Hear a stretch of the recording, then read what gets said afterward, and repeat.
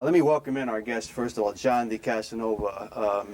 Hope a lot of Eastern people, I know they're going to watch, and they're going to watch this video as we get it out there. So, John, it's a pleasure to have you on the show. It really is. Thanks for having me. It's an honor. It's a pleasure. We've been trying for a while, and your story will just unfold as we go. This is one of those shows. I was talking to some people in the back. You really can't prepare much for it, Tony. You just kind of put it out there and let it. It'll tell its own story. But I must mention our good friend Tony Nick-Akinfora and Damon Gray from Eastern had produced this documentary. They call it an e-film. And it's the story of John DeCasanova, a true warrior. And that'll become more clear as we speak. But check that out on YouTube. Tony, I've seen a lot of documentaries in my life, some incredible ones, including ones that come to mind, like The Life and Times of Pistol Pete Maravich. That was on before an NBA All-Star game years ago, how well that was done. And this takes a backseat to none of them. It's 32 minutes of just incredible work by our friend Nick, who just got a job in the field, Tony, by the way. No kidding, that's great. Doesn't surprise us, but check that out. We'll mention that again and at the end of the show. But we'll get the word out there. It's just an incredible documentary. I've seen it 3 times this past weekend. I watched it an hour before the show. I have never come out of it with dry eyes, and I probably watched it 6 times now. And it's amazing. It's an amazing piece of journalism. But let me just start by throwing this, as far as, well, John, let me ask you first of all, as far as we know that you grew up in Philly. Yes. And came to Connecticut at the age of 5, Glastonbury. And I just wanted to know, before we get to the heavy stuff, how did you get hooked on soccer when you were a kid, which obviously gave you a college career in it? Yeah, I was born there. I don't really have too many memories of Philly before the age of 5. But, you know, my dad is a huge soccer guy. You know, he's Peruvian, so he has roots to South America, you know, where it's pretty crazy down there. And he was born there as well, so he's really into soccer, and he got me into it, you know, as early as he could, probably by the age of 2 or 3. And it's something that you know, I became pretty good at, and, you know, I loved it, and that's how I really got into it. Obviously became a captain at Eastern, and the reason why you came to Eastern, basically watching the documentary, John, Coach Greg DeVito, I guess you had met him before, while you were in high school. He's a main reason for your enrollment at ECSU. Tell us about his influence on you. Yeah, DeVito is, you know, a great coach. You know, I was fortunate to, you know, get to know this guy. He came to see me at, you know, a high school game and, you know, recruited me. Soccer was a big decision in my choice, and I wanted to go to Eastern in the end. Obviously, it was the right choice. As we'll see as we go through the show, it was the right choice. And now we get to the gist of this inspirational story, and now is the time not to go to the refrigerator, folks, all right? Just stay where you are. John is taking a summer class. I don't want to put words in your mouth, but I'm just going to throw what I know out there as far as from the documentary. John's taking a summer class in the summer of 2012. I get the feeling from the video that John starts feeling of fatigue, Tony. And John, at the time, you thought it was normal fatigue for a college kid's very tough schedule. Yeah. And friends are telling you to see a doctor. You get yellowing of the eyes, jaundice, and then you're told you have hepatitis. Then shortly after, you're told you have aplastic anemia, which would require a bone marrow transplant. So all of a sudden, within like no time at all, it's some very, very heavy stuff for a 20-year-old kid to digest in such a short time. Yeah. You know, the first sign was definitely the yelling of the eyes. You know, when that happens, you kind of, fatigue is one thing, but when that happens, you know something's going on. And being a kinesiology major, I actually knew that it had to do with the liver. So that wasn't, the best news either. And that's when they found the hepatitis. And, also like you mentioned, being 20 years old, having sort of everything kind of go your way for the most part, for a good portion of your life. Didn't have too many complaints. To have that happen, it hit hard for sure. It really did, and at that age, John, again, most kids at that age, and I was the same way. While at Fordham, I'm indestructible, and it can't happen to me. And you probably at the beginning, I know any normal person in their right mind would have to have the "why me" mentality. And how do you deal with that at age 20? It's like it must take a couple weeks to even set in. Yeah, that was the question. It's something I'm not sure that I'll ever get the answer to fully, but I am a faithful man, so I do have to trust in the big man upstairs and just know that he's doing what he thinks is best, and that's sort of the conclusion I came to. Because it's tough, these things happen to the best of people, people younger than me, all sorts of people. So it's hard to answer that question, and Yeah. I'm not quite sure I can do that for everyone. Right. Just dealing with that is so tough. And before we go to the next stage, Tony, question for John. And John, you were once diagnosed, you were hospitalized for a long period of time. Yeah. And I mean, I'm the sort of person where if I'm in one place too long, I'll just start pacing, and I'll pace up and down, and what's wrong, what's happening?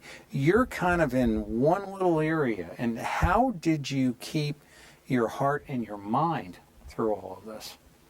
Well, the easiest of the three hospitals I was at was Hartford, just because it was the closest. Sure. I was there for, a good 5 or 6 months at first, and, I had the family, I had the friends, that could come and see me. I did walk a lot, that's for sure, and I would even, they let me kick the soccer ball around, doing my laps, something I'll never forget.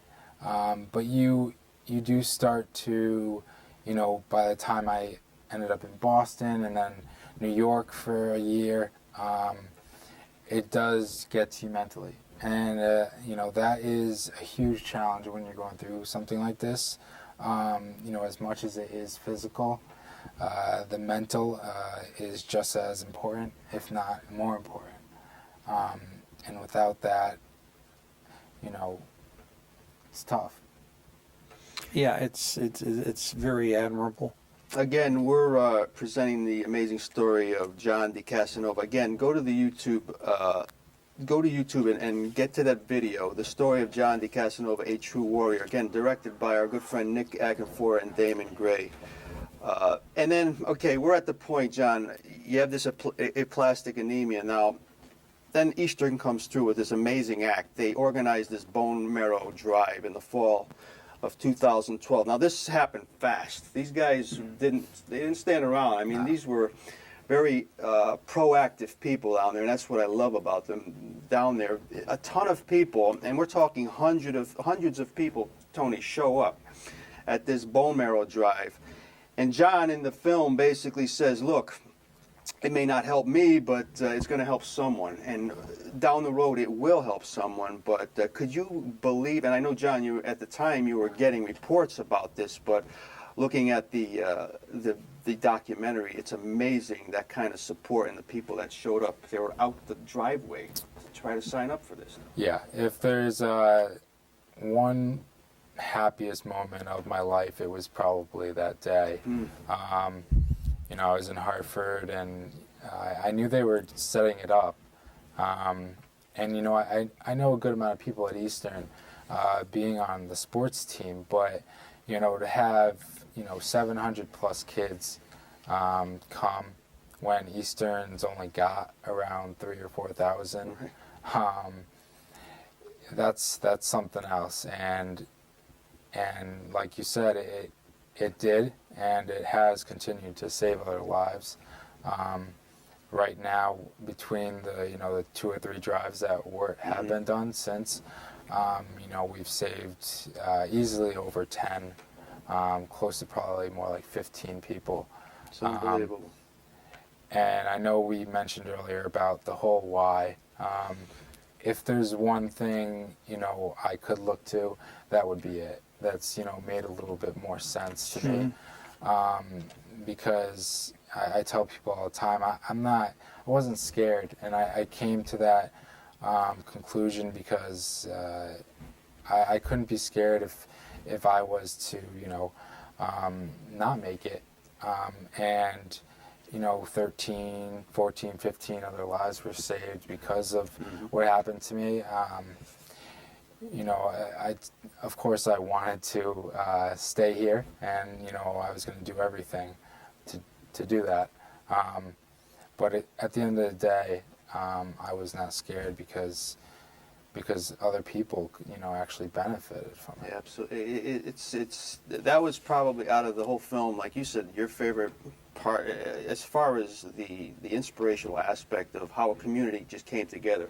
Small community, like you said, of like Eastern Connecticut students, faculty members, and people from out of state. The tri-state area came through, Tony. It was amazing. So that's called Be the Match Drive. If you ever see anything like that out there, Be the Match Drive. Doesn't take much, folks, to save lives. And so let's fast forward a little bit, John. They finally find a match for you. And the celebratory aspect of it is brought out, as you watch this documentary. You celebrate for 2 weeks after you thought the health problems are basically in the rear view mirror, and then you develop this huge mass in your throat, and they tell you it's lymphoma. And I guess you continue on the same mental path. You say to yourself, well, I'm not going to ask why me. I got over this once. But the thing that really shocked me is some doctors said you have a 1% chance of survival. Now, any sane person, John's going to say to himself, man, 1%, that's as tough as odds as it gets. Yeah. Am I going to be the 1 out of 99? But you know what? You have no choice, right? No. And I'm not a person that always wants to focus on the numbers, especially then. Absolutely. But, it's hard to not think about that. But at the same time, I really didn't let it get to me. And at the end of the day, I did everything I could do. And I was satisfied because I was doing everything that I could do. And that's evidently the plan worked. But man, you talk about odds. But again, you could look at it one way. I mean, if you look the other way, John, it could have been a quick demise, or you could have probably said, I'm giving up now. Why bother? But you almost went to the point where those are just words from doctors. They don't really mean anything, Yeah, each doctor is going to have their own opinion. Yeah. What the odds really were, I couldn't tell you. Sure. No one could. You got people probably saying 1, other people saying 50, Yeah. You never know. Some people are more optimistic than others. Some people are more realistic than others. Yeah. That's being as realistic as you can get. That's pretty realistic. By some doctors. If I'm a doctor, I'd probably say, there's a good chance, some people won't survive this. That's kind of what you might want to say to some people, because you just don't know what's in the human spirit, Right. Medicine, different metabolisms, blah blah blah. So it's just amazing to me how it came out, and but you didn't quit. And through the efforts of family and friends, and we're going to even name some of them as we go on here, it just all came together. Again, we're talking with former Eastern soccer captain John DeCasanova from Glastonbury. Tony. I didn't realize John was the captain. He was. Took a little leave of absence, but never gave that up. You're in this tunnel, John. You're going through this time of fighting this deadly illness. Is there a moment that you could look at and say, this is the turning point where I said, yeah, this is where I can hang my hat and I know I'm going to come out of this thing okay? Well, I do speak about that point actually in the documentary. The moment where for a year I had been actually writing down my numbers. Well, at least the 5 or 6 most important ones. And there was one that was the most important one, and it was 0 for about a year. And it's supposed to be, above 100, or forgot the exact number, but it was the day in New York, I believe, where that number went from 0 to 0.06. And, I say usually people wouldn't go budget crazy that, for something like that, and when you're doing an analytic stuff, it's not that big of a difference. But when you're at 0 for, a year or so, it's a crazy feeling. And as much as I was doing well mentally, I still wasn't the best physically, but that was the moment that really got me, going, really got me motivated, made me do 11 laps instead of 5, stuff like that. So that's where I pushed myself, and thankfully it worked out. Yeah, I watched it again this afternoon, and I have it right here, the magic number, John, 0.6, and we know you just said the normal level should be 100 or more, and it was such a huge thing, and I could see why that would be anything positive at the time. You're not getting worse. You're going in the right direction.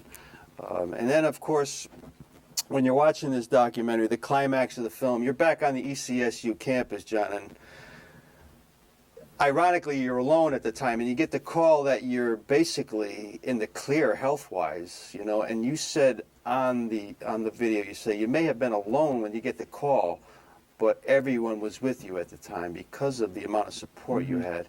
And then when you go to tell Coach DeVito, it was almost surreal walking into his office, right? Absolutely. Going back to when I officially found out I was in the center of campus, right. And it says there that it was around everyone that had cared for these 2 years, the students, the faculty, coaches, anyone at Eastern has pretty much supported me somehow. To this day, I don't even know everyone that supported me because it's too many. But I thank them from the bottom of my heart, and that's why it was so special to me. I was just going to class, and I was right there around everyone, and they were just going to class as well, not knowing the call I was on, but I knew that's where I wanted to be. So it couldn't have been better. In terms of going to DeVito's office, that was also a special moment because he's been with me, from the beginning. We've had a great relationship ever since I, was coming out of high school and joined his team. And, he's done so much for me in the last 2-3 years that I know it meant a lot to him, that I was healthy. It was amazing, and you could just see, and John said, we gave each other, a high five, and there's not much you can say at the point, It's almost like, holy cow, it's like life has began again, and I just couldn't get over the amount of support of your friends, and we could see why it's easy to be a good friend to you, John, but some of these people in the video, and I got to mention some of their names. There was a Shayna Colon, there was Ashley Sullivan, who I watched play at Eastern, a good athlete.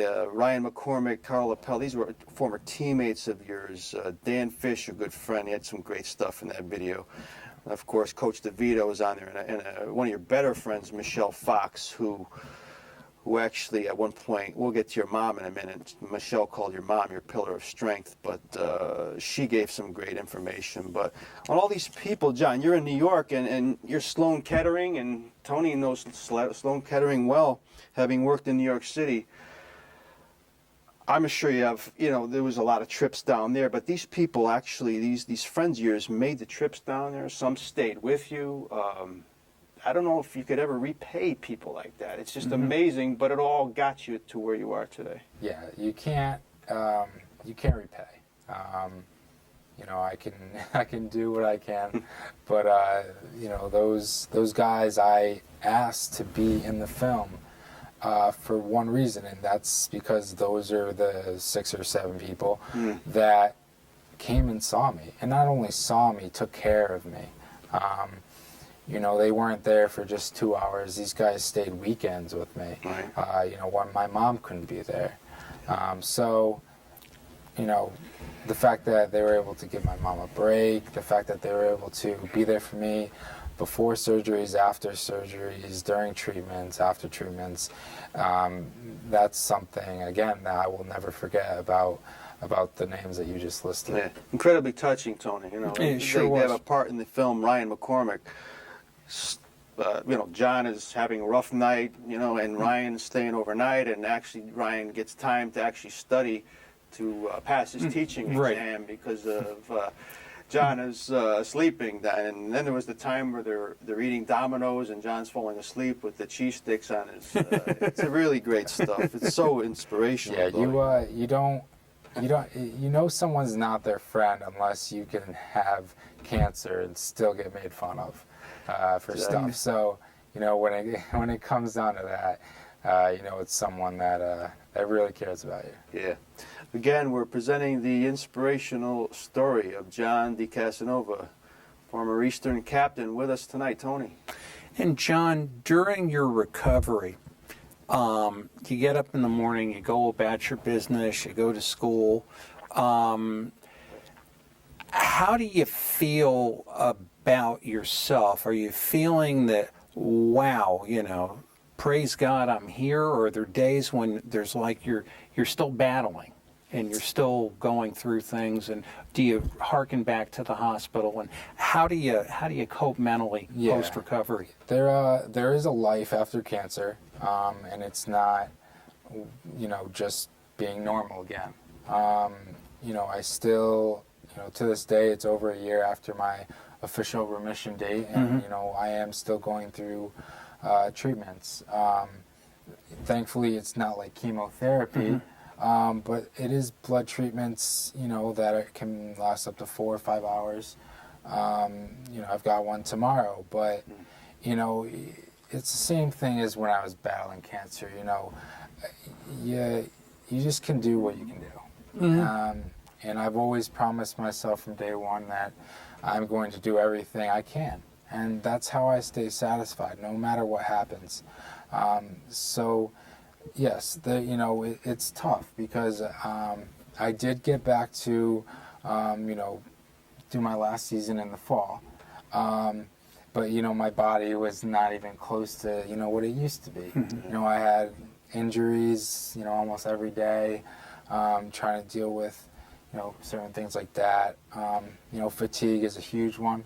When you're in a hospital bed for, year and a half, 2 years, and you just come out, it's, it's going to take you a while to your body a little while to get the gears running again. It's a lot easier to fall apart than put yourself together, and it takes more time to put yourself back together. So, it might take a little more time, which is, okay with me, because I'm just glad to really be here. And when you did get on the field this past fall, John, in the film, I was getting chills when Bob Molto was introducing you. He actually said back on the field for the first time since 2011, was it? 2000, whatever. Yeah, I think 2011. Yeah, he said Captain John DeCasanova, and then they played a sound clip, Tony, of John actually scoring in a game. It was just, it's incredible stuff. But I know you were just looking straight ahead, and what was going through your head, John? First time you're introduced, you're back on the field. Even though you're probably not feeling well, even close to where you once were, you were probably just where you wanted to be. Yeah, that's, you said it right there. I I remember as I was walking out, I kind of, had my head down. I wasn't really looking up at that for the time being. And when we came in the line, he finally introduced my name, and I had finally at that moment sort of looked up, and I'd never seen our bleachers so full. Maybe, conference finals or something like that. And this is just a regular, ordinary game where, almost everyone that was on campus decided to come and support me. Great. That was amazing.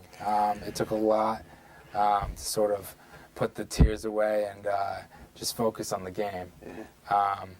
But it was one hell of a moment. And then the goal you scored that year, the first goal, I mean, it must have been unbelievable. They show you hugging your mom, and it just must have been so incredible. I mean, you've scored tons of goals in your life, but there had to be something so incredibly. After you've gone through something like that, it's beyond the game of soccer. It's almost as if you're probably running on air after that. But that goal was in slow-mo. Yeah. That's what I do remember. After watching the film, it seems, a whole lot quicker. But, I did, my mom is amazing. She's been there from the start. Yeah. They call her Mama D, Mama affectionately. All his friends do. Her real name is Karen.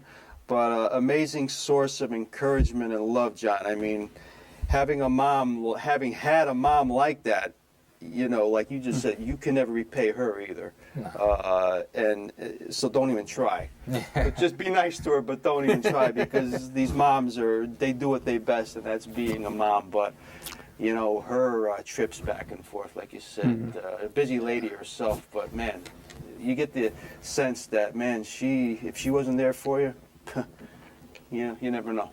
Yeah, we have a family business, and she manages it, almost every day. And the fact that she had to, take, you're looking at close to 2 years off, and just not really off, but she worked from my hospitals. Yeah. So, you're looking at that Monday through Friday.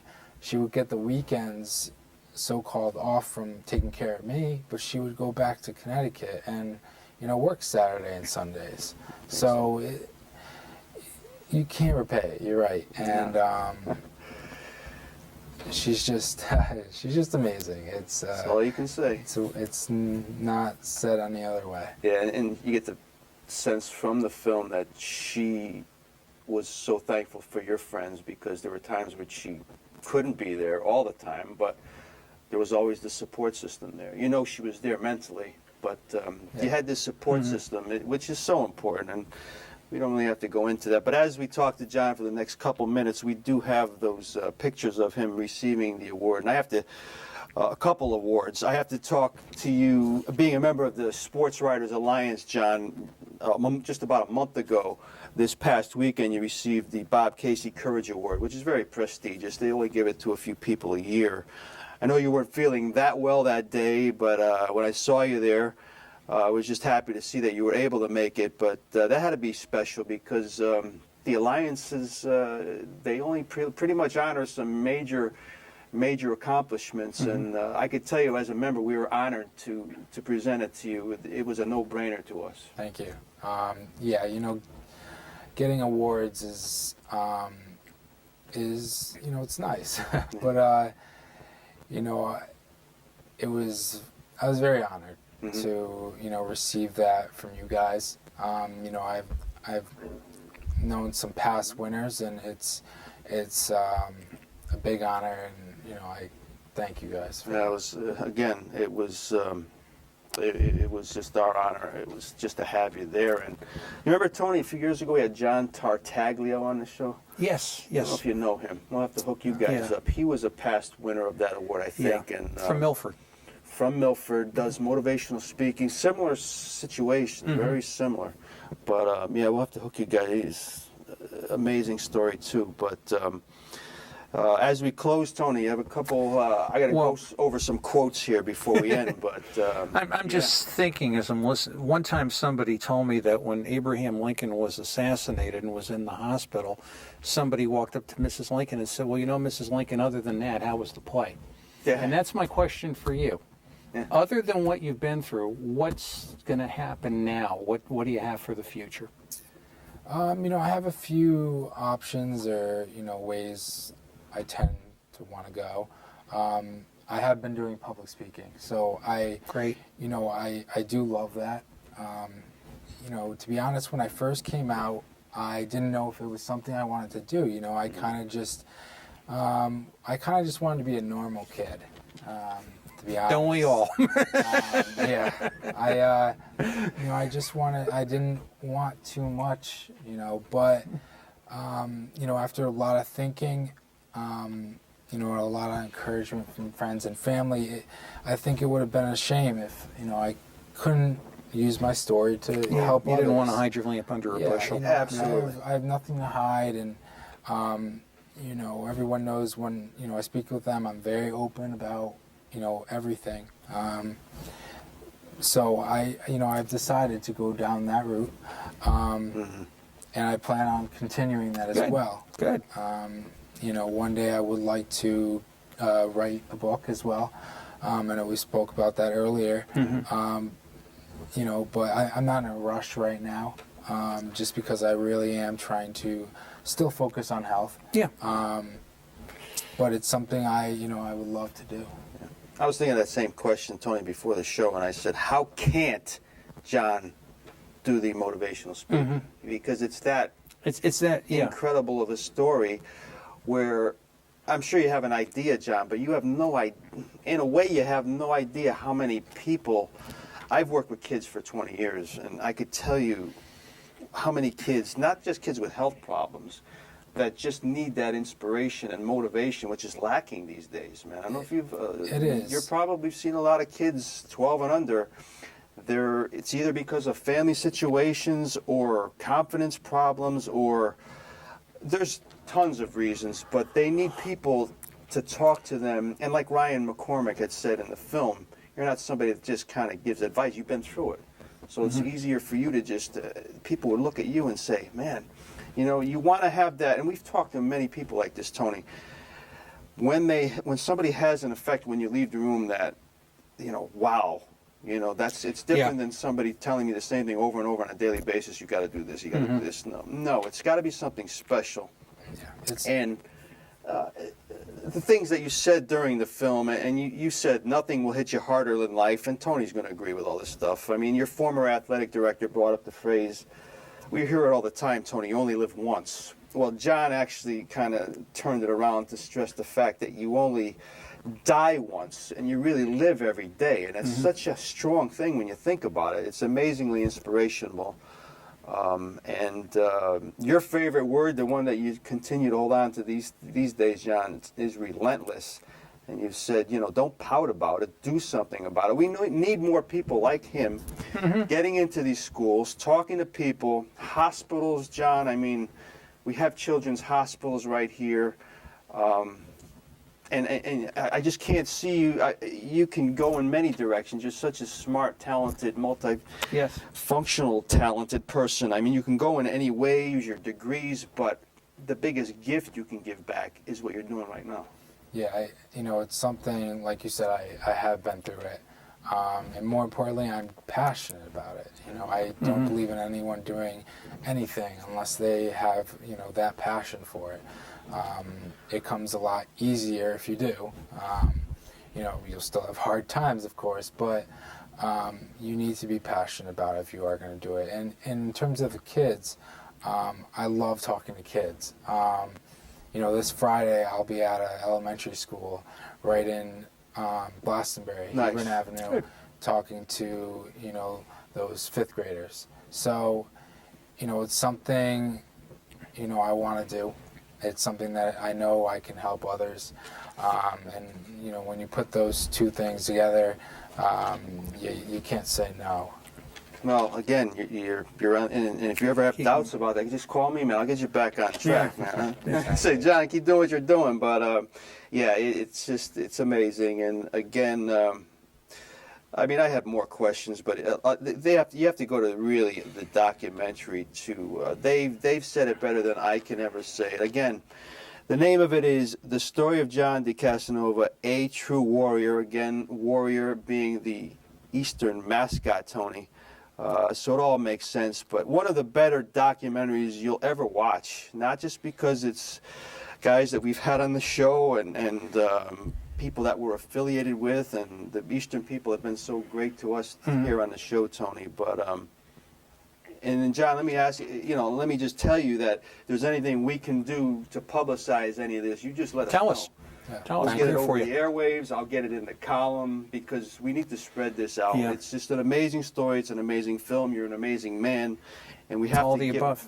Again, we'll get this, Tony, on the YouTube channel because what this can do, we're going I to. think we should do that. Yeah, we're going to post it. And that's a privilege that we only reserve for quote unquote, we call them major personalities, but tonight we are deeming you a major personality. Yeah, You have a we're going message to get it up there, to share. and it can be used as a tool where kids that need something, and you can use it, and you'll have a link at your disposal. Plus the doc, that we can never do it as good as the documentary. We try it tonight, folks. We tried. We apologize to all those Eastern They love people. us anyway. Hey, It's we okay. tried, Nick. I mean, we're not worthy, but I can't thank you enough for at least coming out tonight. We Yeah, can't I really spread the appreciate it. story enough, and again, Thank you. it was great seeing you at the Gold Key. Great seeing you again tonight. I hope we can stay in touch. Again, you're always welcome here, and we're a Absolutely. phone call away. And again, thanks so much, John, for being Anytime. an inspiration to myself too. Thank you. Appreciate it.